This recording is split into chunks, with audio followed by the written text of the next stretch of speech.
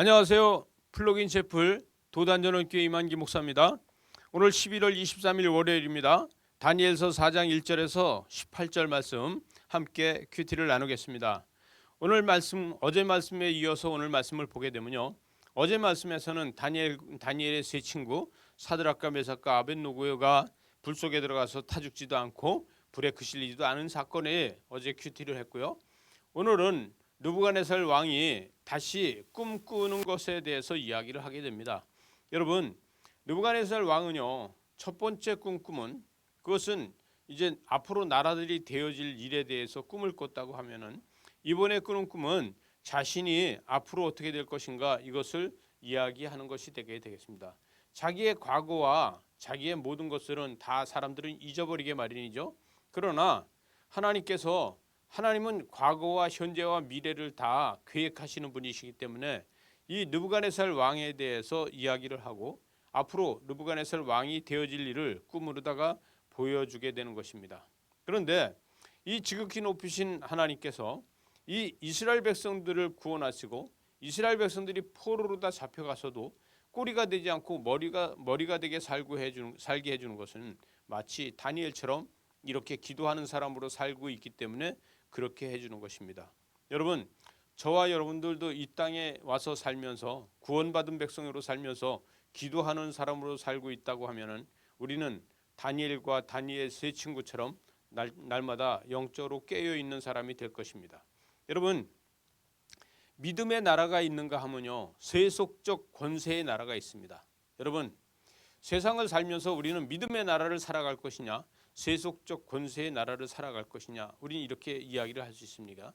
여러분, 여기서 보면 4절에서 나 느부갓네살 왕이 내 집에 편안히 있으며 내 궁에서 평강이 있을 때, 이렇게 이야기를 하고 있어요.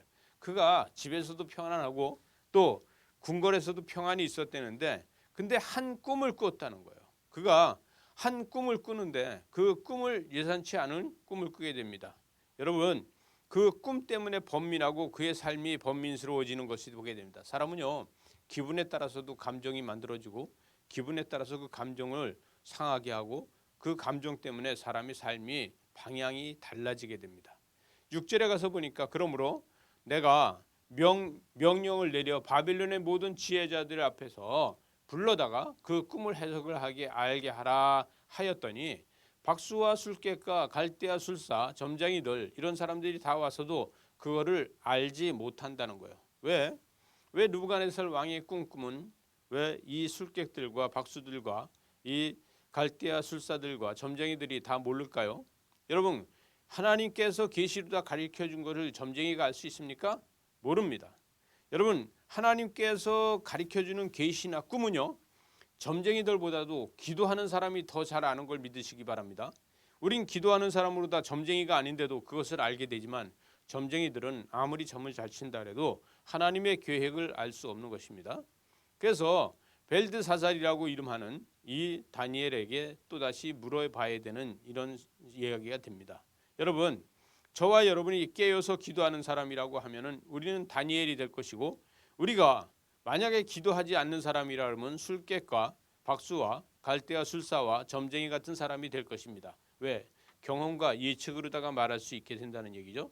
저와 여러분이 오늘 하루도 살아갈 때 기도로다가 다니엘같이 말하는 사람이 되시기 바랍니다. 여러분, 그 13절로 가서 보겠습니다. 우리가 13절로 넘어가서 보게 되면 내가 침상에서 머릿속으로 받은 환상 가운데 또 본즉 한 순찰자 또 한 거룩한 자가 하늘에서 내려왔다, 이렇게 이야기를 합니다. 하나님께서 이에게 그냥 꿈을 보여주고 그의 앞날에 대해서 이야기를 해주는 것을 이야기하게 됩니다. 저와 여러분이 기도하고 있을 적에 이렇게 환상으로 다 본다면 얼마나 그 기도하면서 본 환상이 감격스럽고 너무 감사하겠죠. 그러나 꿈으로다가 이렇게 징조가 나타났다 그러면 왠지 내가 죄짓고 범죄했더니 하나님께서 나한테 벌하나, 이런 생각이 들지 않을까요? 느부갓네살 왕도 아마도 그쪽일 것 같습니다. 17절에 가서 보니까 순찰자들이 명령대로 거룩한 자들이 말대로 그 지극히 높으신 이가 사람의 나라를 다스리며, 이렇게 이야기하고 있어요. 여러분, 하나님께서 앞으로 느부갓네살 왕을 통해서 되어질 일에 대해서 능히 이야기하고 있다는 거예요. 그는 7년 동안 정신질환이 된다는 거예요. 그 16절로 다시 올라가서 보면 7대를 지날 것이다 이렇게 이야기하는데 정신착란으로 여러분 사람 구실을 못하고 7년 동안 풀을 뜯으면서 짐승처럼 살게 된다. 그래서 마음이 무슨 마음? 짐승의 마음을 가지고 있게 된다는 거예요. 저와 여러분이 하나님 앞에 거룩한 자로 있다 그러면요, 우리는 짐승의 마음을 가진 사람들이 보여질 것입니다. 저와 여러분이 기도하는 사람이라 그러면 사람들 속에 악령이 들어가 있는 것을 보게 될 것입니다.